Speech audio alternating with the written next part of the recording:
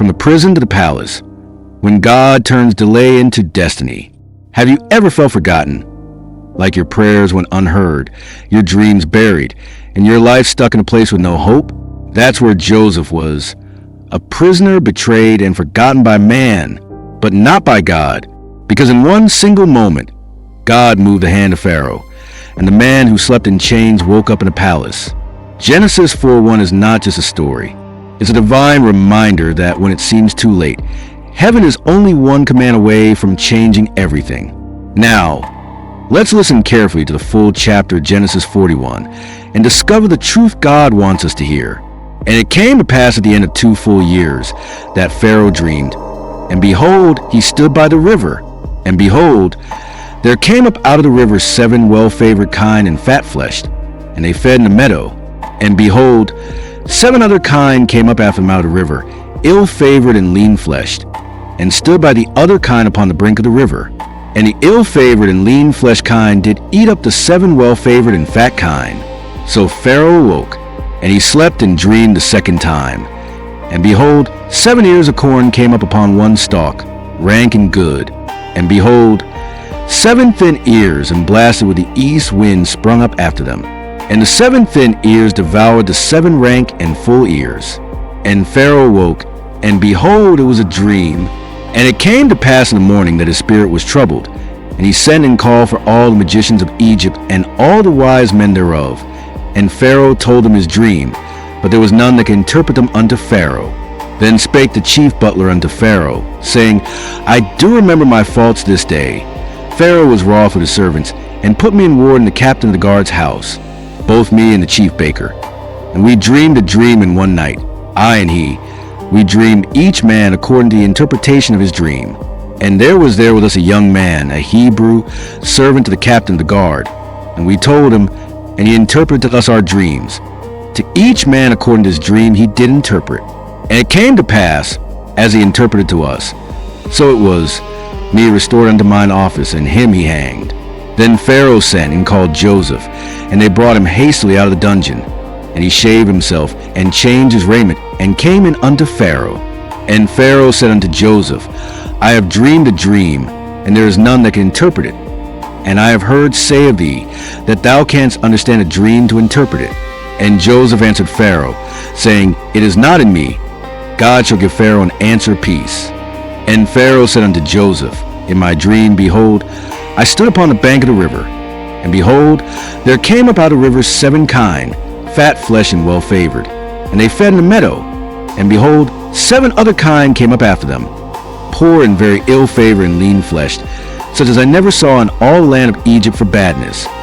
And the lean and the ill-favored kine did eat up the first 7 fat kine. And when they had eaten them up, it could not be known that they had eaten them, but they were still ill-favored, as at the beginning.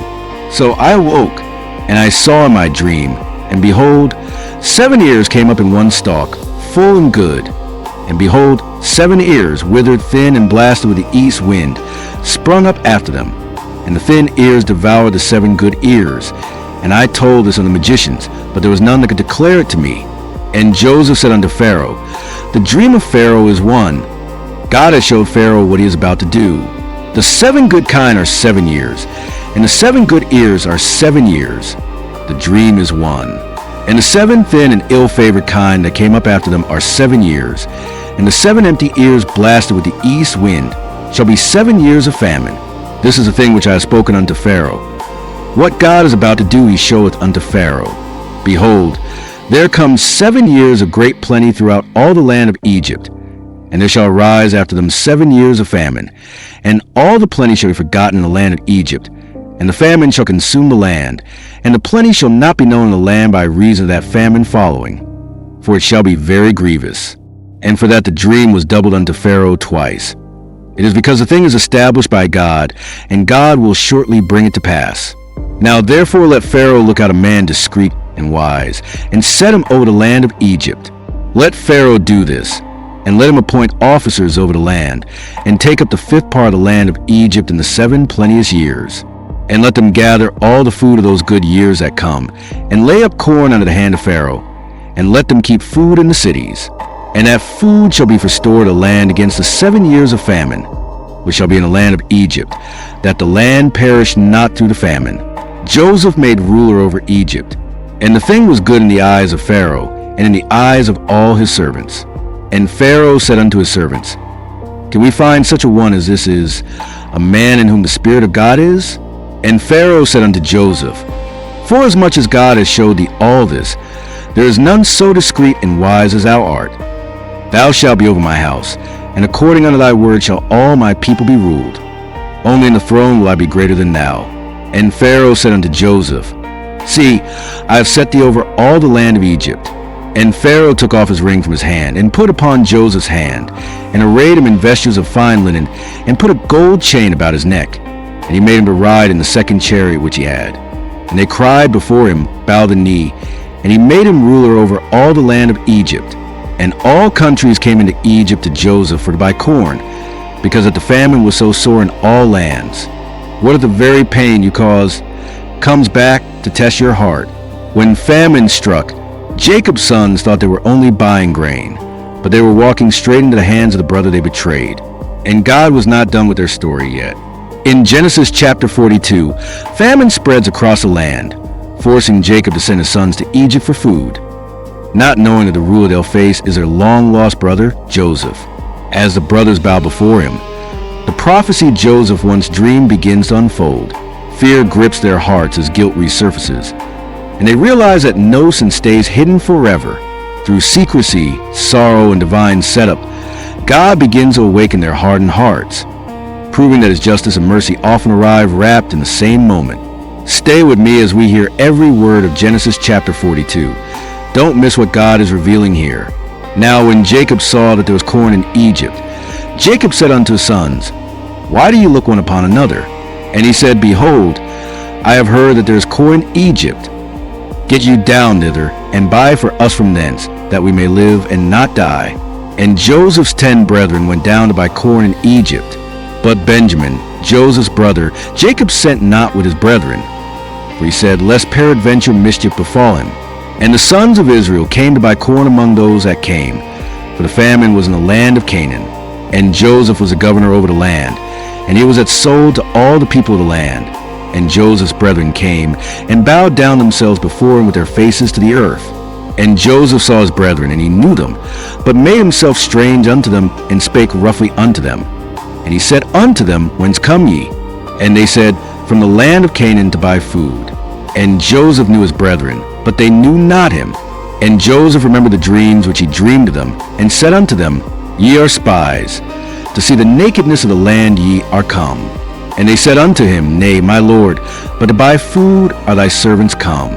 We are all one man's sons. We are true men. Thy servants are no spies.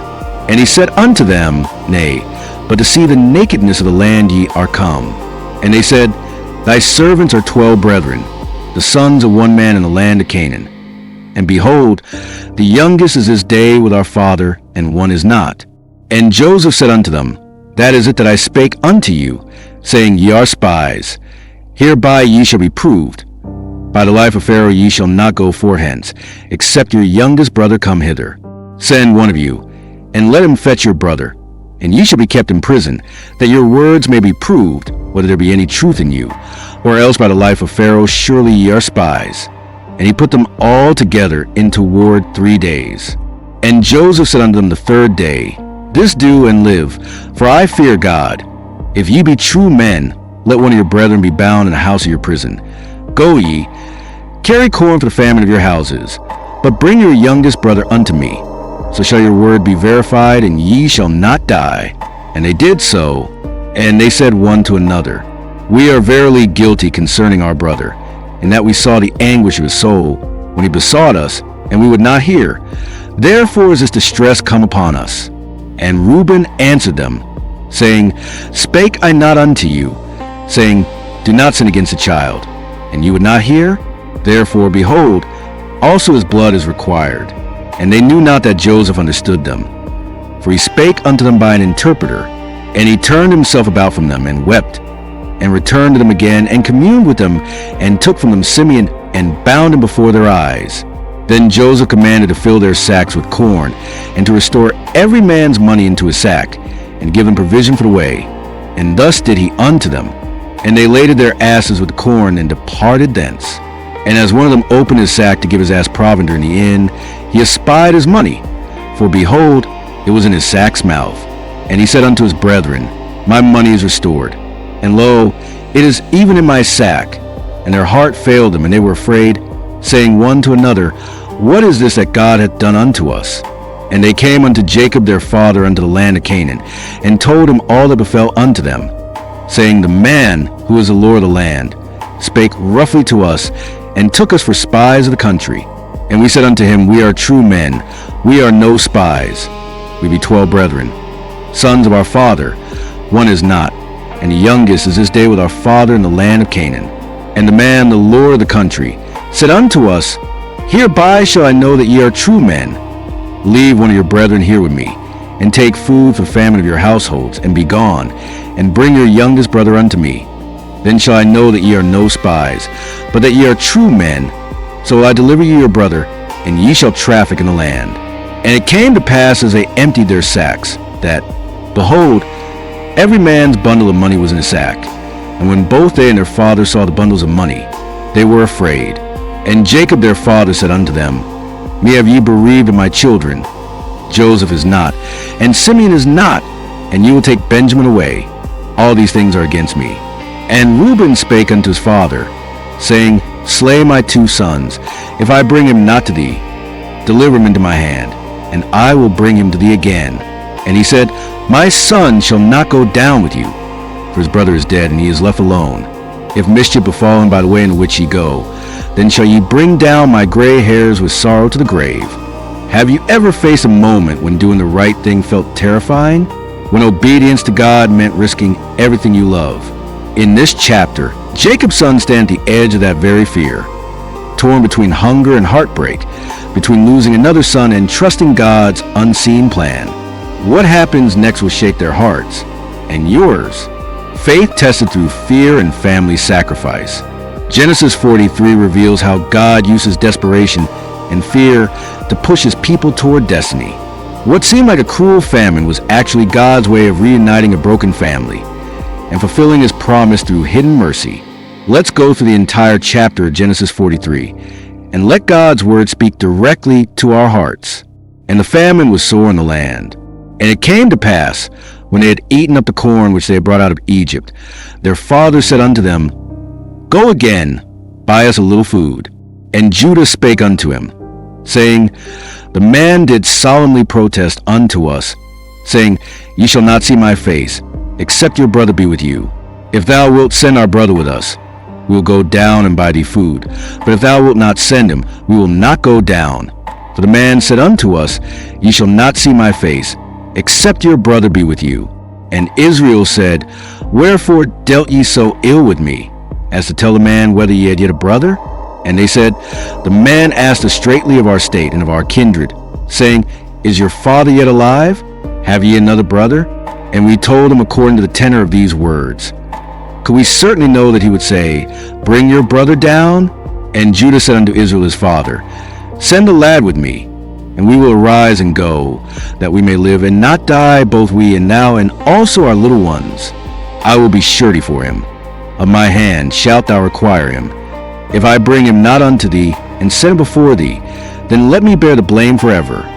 For except we had lingered, surely now we have returned the second time. And their father Israel said unto them, If it must be so now, do this. Take of the best fruits of the land in your vessels, and carry down the man a present, a little balm and a little honey, spices and myrrh, nuts and almonds, and take double money in your hand, and the money that was brought again in the mouth of your sacks, carry it again in your hand. Peradventure it was an oversight. Take also your brother, and arise, go again unto man, and God Almighty give you mercy before man, that he may send away your other brother and Benjamin. If I be bereaved of my children, I am bereaved. And the men took that present, and they took double money in their hand, and Benjamin, and rose up, and went down to Egypt, and stood before Joseph. And when Joseph saw Benjamin with them, he said to the ruler of his house, Bring these men home, and slay, and make ready, for these men shall dine with me at noon. And the man did as Joseph bade. And the man brought the men into Joseph's house. And the men were afraid, because they were brought into Joseph's house. And they said, because of the money that was returned in our sacks the first time are we brought in, that he may seek occasion against us, and fall upon us, and take us for bondmen and our asses. And they came near to the steward of Joseph's house, and they communed with him at the door of the house, and said, O sir, we came indeed down at the first time to buy food. And it came to pass, when we came to the inn, that we opened our sacks, and behold, every man's money was in the mouth of his sack, our money in full weight, and we have brought it again in our hand. And other money have we brought down in our hands to buy food. We cannot tell who put our money in our sacks. And he said, Peace be to you, fear not. Your God and the God of your father hath given you treasure in your sacks. I had your money. And he brought Simeon out unto them. And the man brought the men into Joseph's house, and gave them water, and they washed their feet. And he gave their asses provender. And they made ready the present against Joseph, came at noon, for they heard that they should eat bread there. And when Joseph came home, they brought him the present which was in their hand into the house, and bowed themselves to him to the earth. And he asked them of their welfare, and said, Is your father well, the old man of whom ye spake? Is he yet alive? And they answered, Thy servant our father is in good health, he is yet alive. And they bowed down their heads, and made obeisance. And he lifted up his eyes, and saw his brother Benjamin, his mother's son, and said, Is this your younger brother, of whom ye spake unto me? And he said, God be gracious unto thee, my son. And Joseph made haste, for his bowels did yearn upon his brother. And he sought where to weep. And he entered into his chamber, and wept there. And he washed his face, and went out, and refrained himself, and said, Set on bread. And they set on for him by himself, and for them by themselves, and for the Egyptians, which did eat with him by themselves, because the Egyptians might not eat bread with the Hebrews, for that is an abomination unto the Egyptians. And they sat before him, the firstborn according to his birthright, and the youngest according to his youth. And the men marveled one at another. And he took and sent messes unto them from before him. But Benjamin's mess was 5 times so much as any of theirs. And they drank, and were merry with him. Imagine this.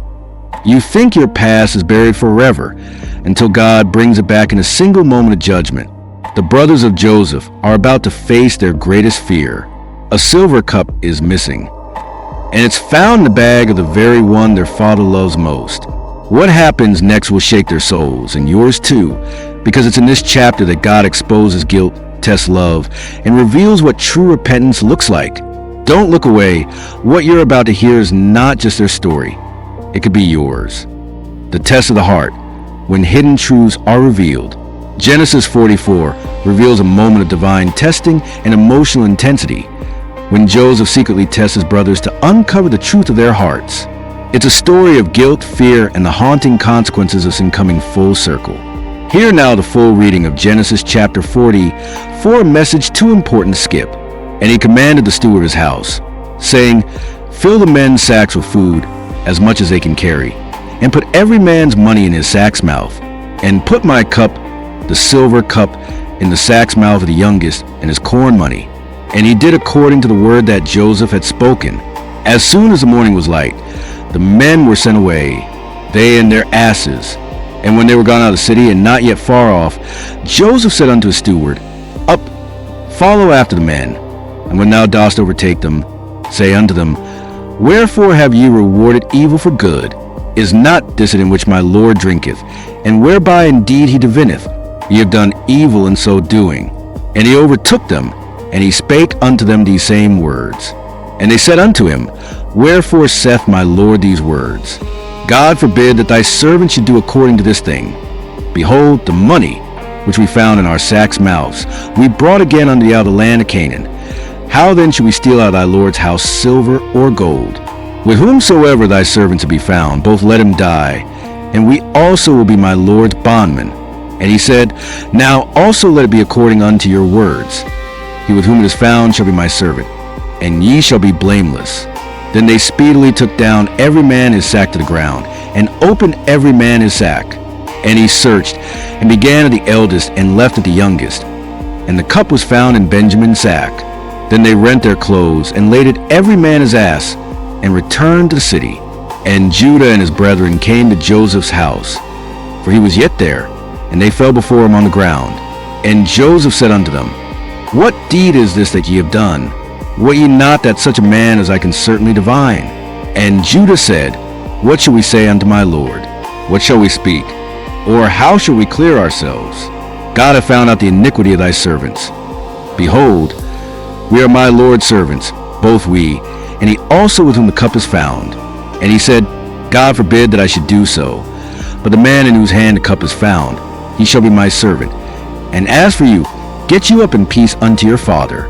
Then Judah came near unto him and said, O my Lord, let thy servant, I pray thee, speak a word in my Lord's ears, and let not thine anger burn against thy servant. For thou art even as Pharaoh. My Lord asked the servants, saying, Have ye a father or a brother?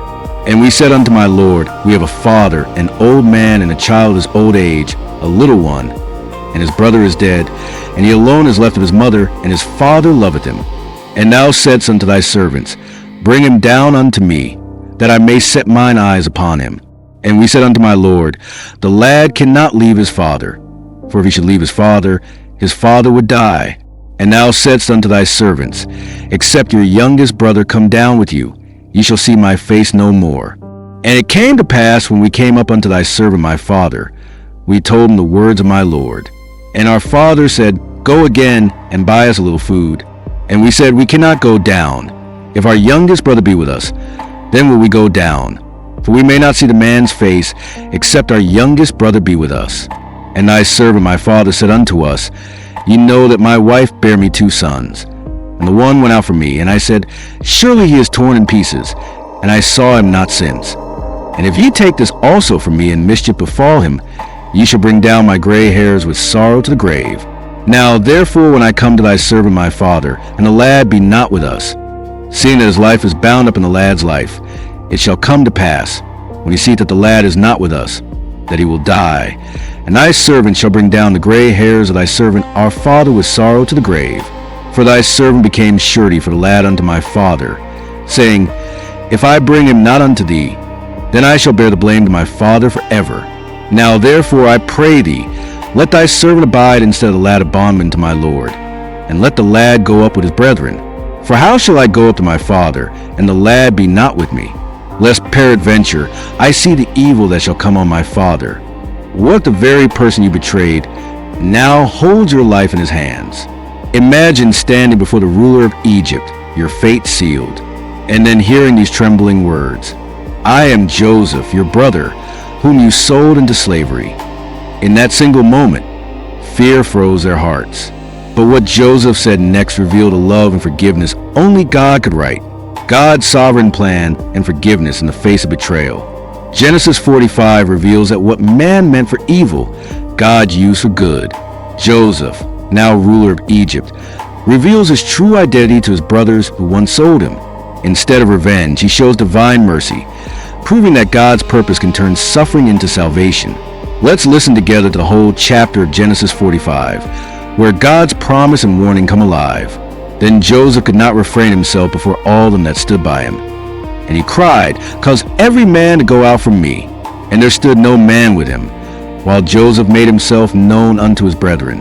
And he wept aloud. And the Egyptians in the house of Pharaoh heard. And Joseph said unto his brethren, I am Joseph. Doth my father yet live? And his brethren could not answer him, for they were troubled at his presence. And Joseph said unto his brethren, Come near to me, I pray you. And they came near. And he said, I am Joseph your brother, whom ye sold into Egypt. Now therefore be not grieved, nor angry with yourselves that ye sold me hither. For God did send me before you preserve life. For these 2 years hath the famine been in the land, and yet there are 5 years, in the which there shall neither be earing nor harvest. And God sent me before you to preserve you a posterity in the earth, and save your lives by a great deliverance. So now it was not you that sent me hither, but God. And he had made me a father to Pharaoh, and lord of all his house, and a ruler throughout all the land of Egypt. Haste ye, and go up to my father, and say unto him, Thus saith thy son Joseph, God hath made me lord of all Egypt. Come down unto me, tarry not, and thou shalt dwell in the land of Goshen, and thou shalt be near unto me, thou and thy children and thy children's children, and thy flocks and thy herds, and all that thou hast, and there will I nourish thee. For yet there are 5 years of famine. lest thou and thy household, and all that thou hast, come to poverty. And behold, your eyes see, and the eyes of my brother Benjamin, that it is my mouth that speaketh unto you. And ye shall tell my father of all my glory in Egypt, and of all that ye have seen. And ye shall haste and bring down my father hither. And he fell upon his brother Benjamin's neck, and wept, and Benjamin wept upon his neck. Moreover, he kissed all his brethren, and wept upon them. And after that his brethren talked with him. And the fame thereof was heard in Pharaoh's house, saying, Joseph's brethren are come. And it pleased Pharaoh well, and his servants.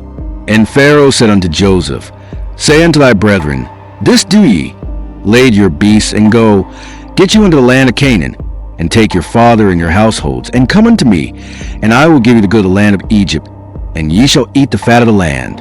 Now thou art commanded, This do ye, take you wagons out of the land of Egypt for your little ones, and for your wives, and bring your father, and come. Also regard not your stuff, for the good of all the land of Egypt is yours. And the children of Israel did so, and Joseph gave them wagons, according to the commandment of Pharaoh, and gave them provision for the way. To all of them he gave each man changes of raiment. But to Benjamin he gave 300 pieces of silver, and 5 changes of raiment. And to his father he sent after this manner: 10 asses laden with the good things of Egypt, and 10 she-asses laden with corn and bread, and meat for his father by the way. So he sent his brethren away, and they departed. And he said unto them, See that ye fall not out by the way. And they went about of Egypt, and came into the land of Canaan unto Jacob their father, and told him, saying, Joseph is yet alive, and he is governor over all the land of Egypt. And Jacob's heart fainted, for he believed them not. And they told him all the words of Joseph, which he had said unto them. And when he saw the wagons which Joseph had sent to carry him, the spirit of Jacob their father revived. And Israel said, It is enough. Joseph my son is yet alive. I will go and see him before I die. What if God asked you to leave everything familiar, your home, your land, your comfort, and step into the unknown? That's the moment Jacob faced. Fear whispered, You'll lose everything. But God spoke from heaven, Do not be afraid. I will go with you. In this chapter, we witness how God turns a fearful journey into a divine destiny. God's assurance in the midst of fear. Jacob's journey to Egypt.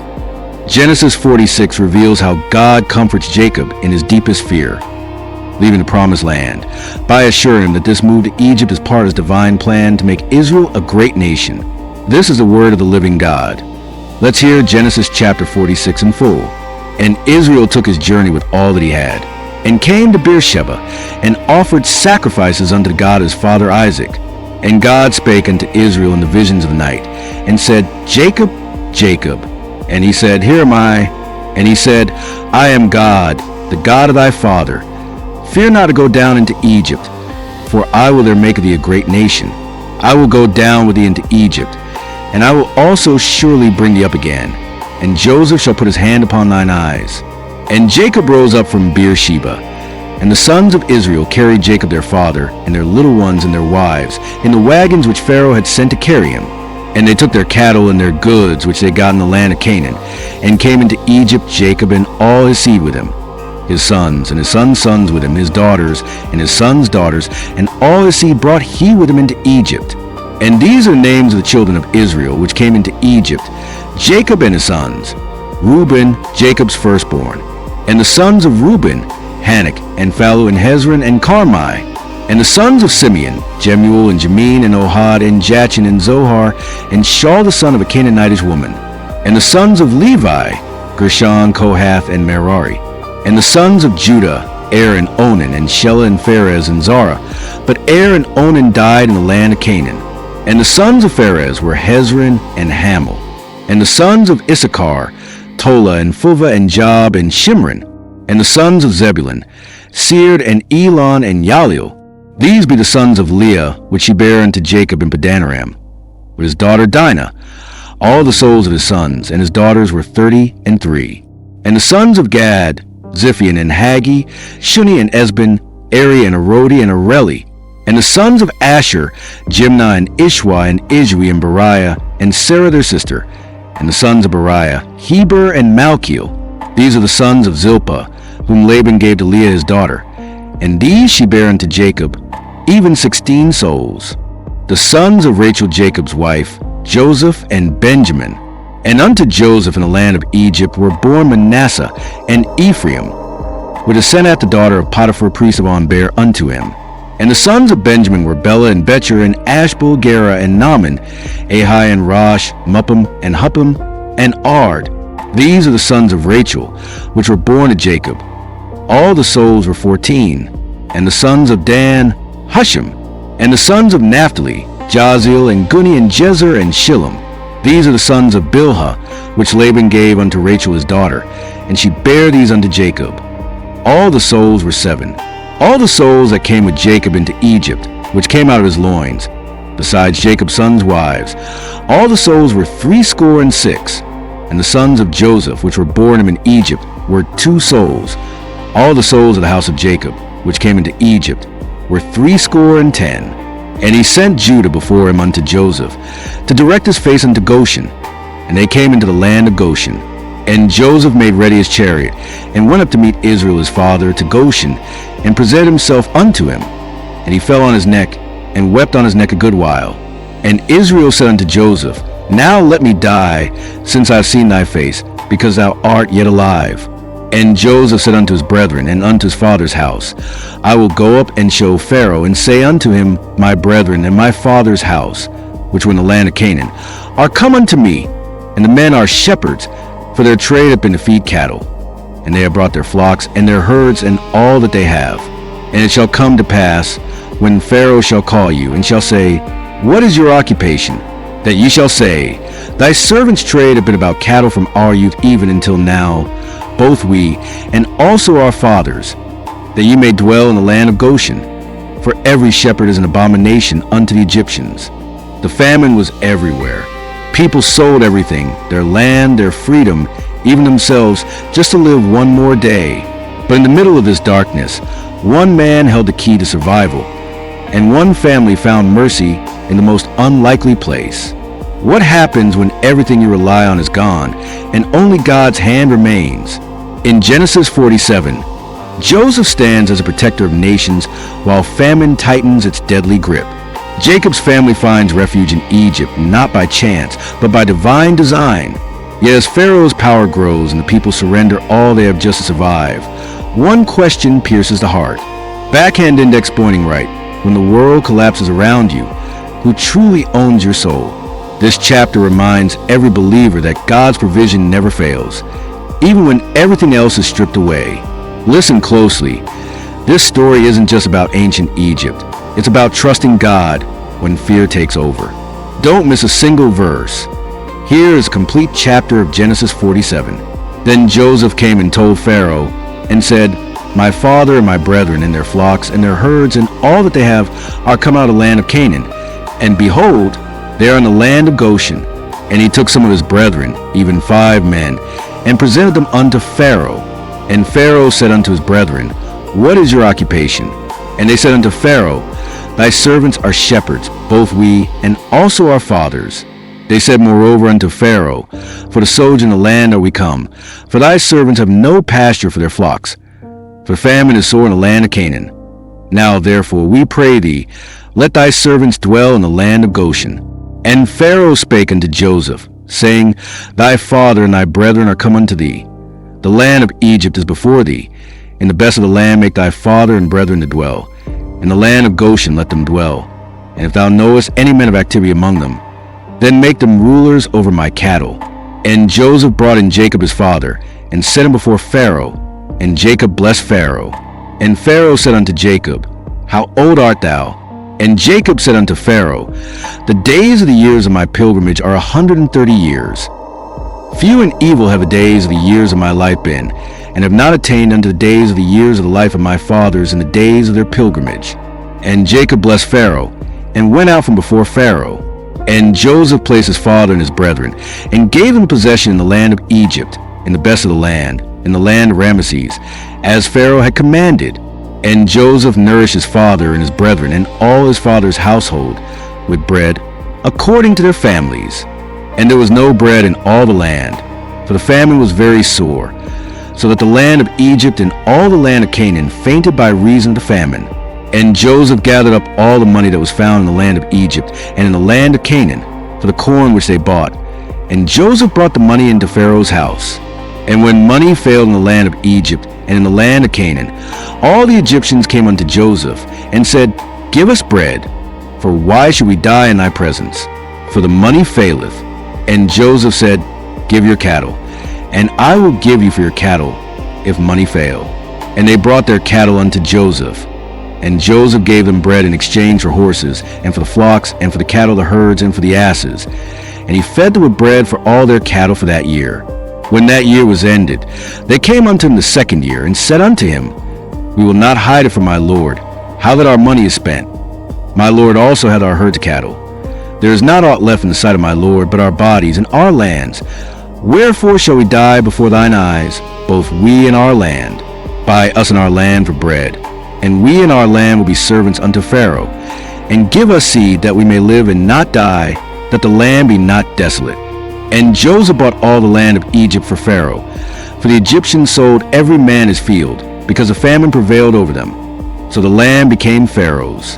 And as for the people, he removed them to cities from one end of the borders of Egypt even to the other end thereof. Only the land of the priests bought he not. For the priests had a portion assigned them of Pharaoh, and did eat their portion which Pharaoh gave them. Wherefore they sold not their lands. Then Joseph said unto the people, Behold, I have bought you this day and your land for Pharaoh. Lo, here is seed for you, and ye shall sow the land.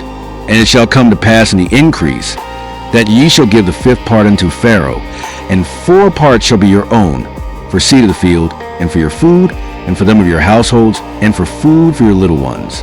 And they said, Thou hast saved our lives. Let us find grace in the sight of my lord, and we will be Pharaoh's servants.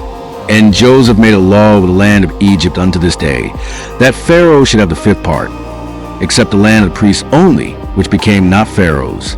And Israel dwelt in the land of Egypt, in the country of Goshen, and they had possessions therein, and grew and multiplied exceedingly. And Jacob lived in the land of Egypt 17 years. So the whole age of Jacob was 147 years.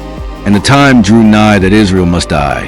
And he called his son Joseph, and said unto him, If now I have found grace in thy sight, put, I pray thee, thy hand under my thigh, and deal kindly and truly with me.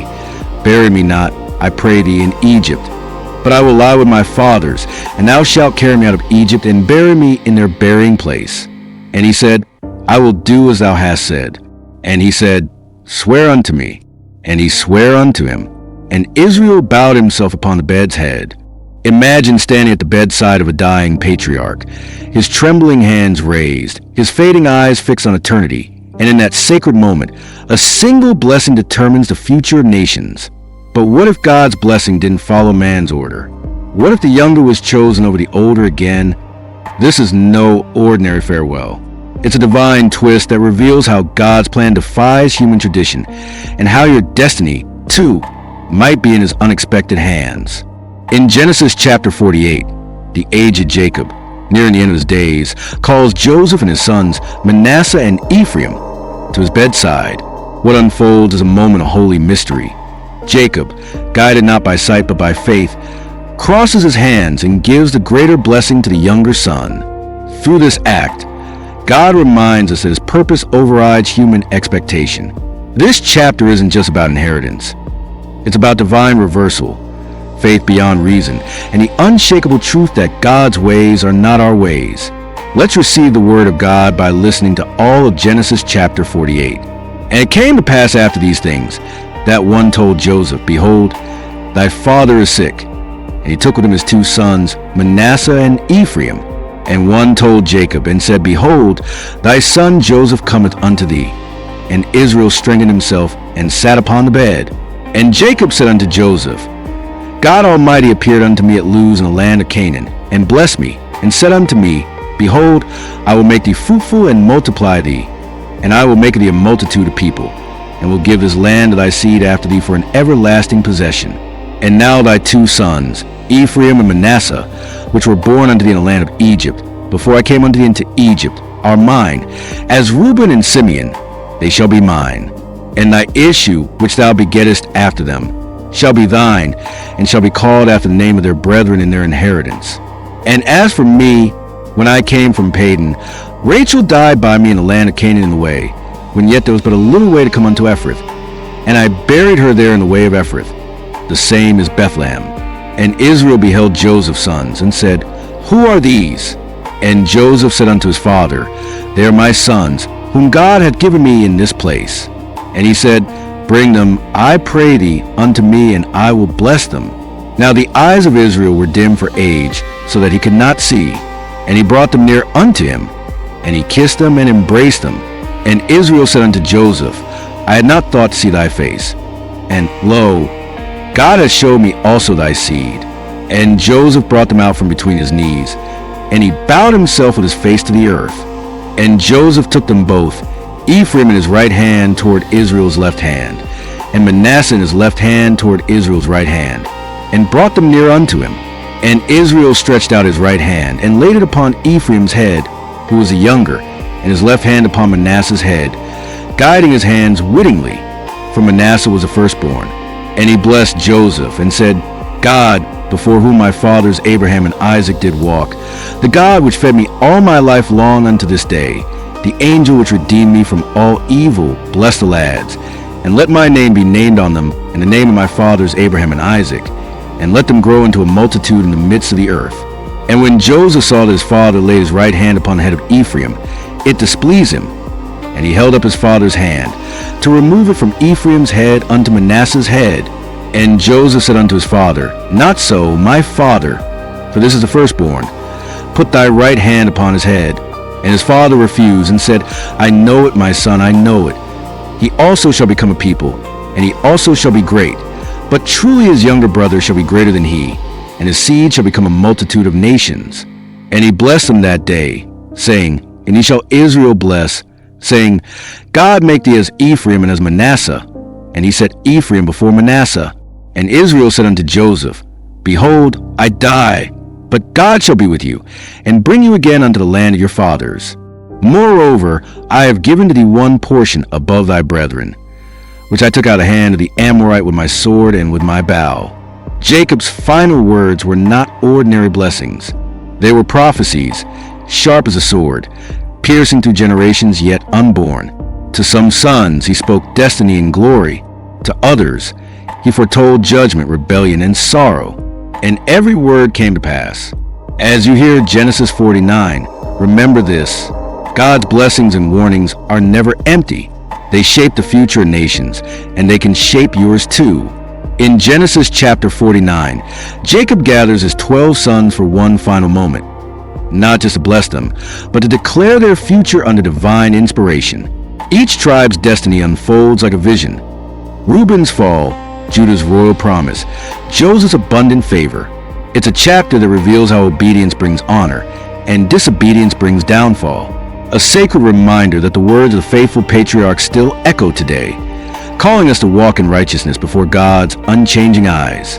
And Jacob called unto his sons and said, Gather yourselves together, that I may tell you that which shall befall you in the last days. Gather yourselves together, and hear, ye sons of Jacob, and hearken unto Israel your father. Reuben, thou art my firstborn, my might, and the beginning of my strength, the excellency of dignity, and the excellency of power. Unstable as water, thou shalt not excel, because thou wentest up to thy father's bed, then defilest thou it. He went up to my couch. Simeon and Levi are brethren. Instrument of cruelty are in their habitations. O my soul, come not thou into their secret. Unto their assembly, mine honor, be not thou united. For in their anger they slew a man, and in their self will they dig down a wall. Cursed be their anger, for it was fierce, and their wrath, for it was cruel. I will divide them in Jacob, and scatter them in Israel. Judah, thou art he whom thy brethren shall praise. Thy hand shall be in the neck of thine enemies. Thy father's children shall bow down before thee. Judah is a lion's whelp. From the prey, my son, thou art gone up. He stooped down, he couched as a lion, and as an old lion, who shall rouse him up? The scepter shall not depart from Judah, nor a lawgiver from between his feet, until Shiloh come, and unto him shall the gathering of the people be. Binding his foal unto the vine, and his ass's colt unto the choice vine. He washed his garments in wine, and his clothes in the blood of grapes. His eyes shall be red with wine, and his teeth white with milk. Zebulun shall dwell at the haven of the sea, and he shall be for a haven of ships, and his border shall be unto Zidon. Issachar is as strong as couching down between two burdens. And he saw that rest was good in the land, that it was pleasant, and bowed his shoulder bare, and became a servant unto tribute. Dan shall judge his people as one of the tribes of Israel. Dan shall be a serpent by the way, an adder in the path, that biteth the horse heels, so that his rider shall fall backward. I have waited for thy salvation, O Lord. Gad, a troop shall overcome him, but he shall overcome at the last. Out of Asher his bread shall be fat, and he shall yield royal dainties. Naphtali is a hind let loose, he giveth goodly words. Joseph is a fruitful bough, even a fruitful bough by a well, whose branches run over the wall. The archers have sorely grieved him, and shot at him, and hated him. But his bow abode in strength, and the arms of his hands were made strong by the hands of the mighty God of Jacob. From thence is a shepherd, the stone of Israel winky face, even by the God of thy father, who shall help thee, and by the Almighty, who shall bless thee with blessings of heaven above, blessings of the deep that leath, under, blessings of the breast and of the womb. The blessings of thy father prevailed above the blessings of my progenitors unto the utmost bound of the everlasting hills. They shall be on the head of Joseph, and on the crown of the head of him that was separate from his brethren. Benjamin shall raven as a wolf. In the morning he shall devour the prey, and at night he shall divide the spoil, the death and burial of Jacob. All these are the 12 tribes of Israel. And this is it that their father spake unto them, and blessed them. Every one according to his blessing he blessed them. And he charged them, and said unto them, I am to be gathered unto my people. Bury me with my fathers in the cave that is in the field of Ephron the Hittite, in the cave that is in the field of Machpelah, which is before Mamre, in the land of Canaan, which Abraham bought with the field of Ephron the Hittite for possession of a burying place.